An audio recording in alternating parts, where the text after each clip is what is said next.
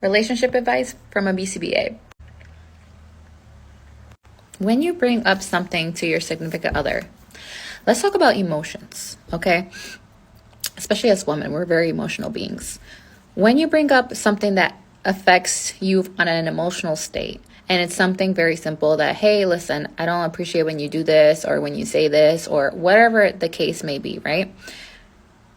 A good supportive partner is going to listen to you and understand, damn, let me change my behavior because she just expressed like emotionally she can't handle that, or it bothers her. It doesn't even need to be emotional. Like, hey, if I bring something to your attention and I let you know, like, listen, I don't appreciate that, or can you help me with this, or you're supposed to be a team with your partner.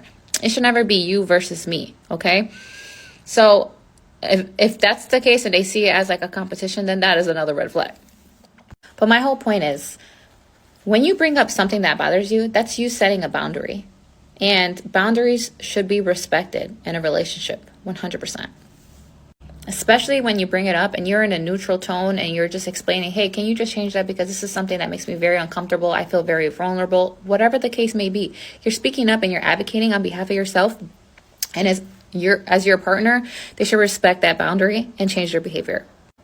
And if they don't, and they start using it against you in the future because you brought it up to them and they know that that's something that's very sensitive to you, and they actually use it against you like a form of a weapon, then it's just like, you know what?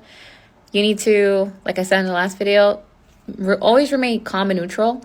And at that point, when they do it again and they do it again and they keep repeating it, you know that they're not capable of changing and they're using it as a weapon. And I know, like I said, it's easier said than done, but it's up to you to decide if that's something that you want to continue on, because we don't get that time back. And next thing you know, you're going to be stuck for years in a relationship where somebody disrespects your boundaries on a daily basis. And let me tell you something. Once they respect one, the behavior is just going to keep increasing and intensifying. And over time, you don't realize how much you're actually tolerating until you reach your peak. And you're like, dang, it's been 10 years of this, or dang, it's been 4 years of this, or like, damn, like, how much more can I handle? You don't want to get to that point, okay?